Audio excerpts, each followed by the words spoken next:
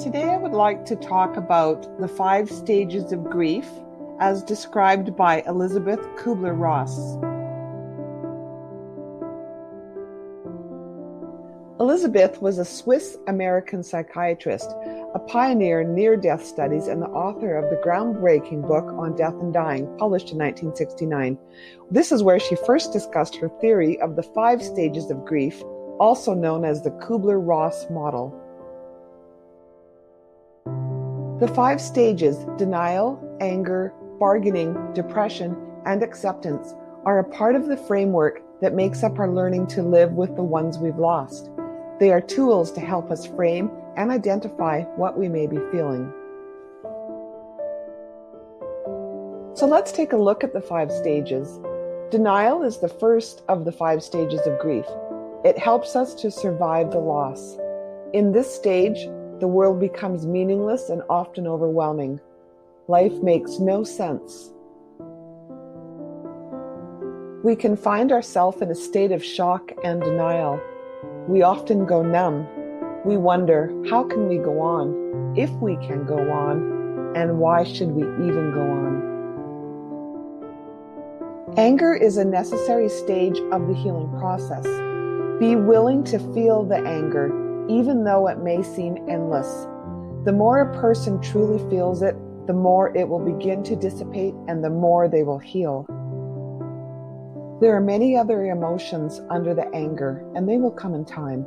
But anger is the emotion we are most used to managing. We usually know more about suppressing anger than feeling it.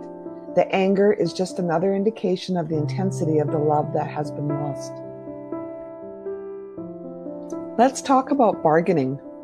After a loss, people will often be willing to do anything if their loved one could have been spared. We want life returned to what it was. We want our loved one restored. What if I devote the rest of my life to helping others? Then I can wake up and realize this has all been a bad dream. We become lost in a maze of if only or what if statements. We want to go back in time. If only, if only, if only. Guilt is often bargaining's companion. To not experience depression after a loved one dies would be unusual. When a loss fully settles in with the realization that your loved one didn't get better this time and is not coming back is understandably depressing.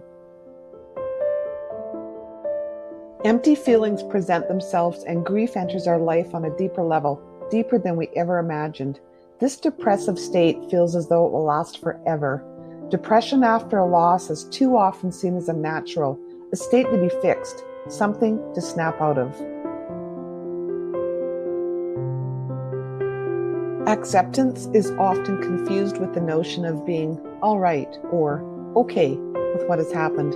This is not the case. Most people don't ever feel okay or all right about the loss of a loved one. This stage is about accepting the reality that our loved one is physically gone and recognizing that this is our new permanent reality. We will never really like this or make it okay, but eventually we accept it. We learn to live with it. We learn how to live without them. It's important to remember that these stages are not set in stone to occur exactly as described. Grief affects everyone differently, and time does not count. Some people may experience all the stages in that order, while others may bounce around from stage to stage and then back again.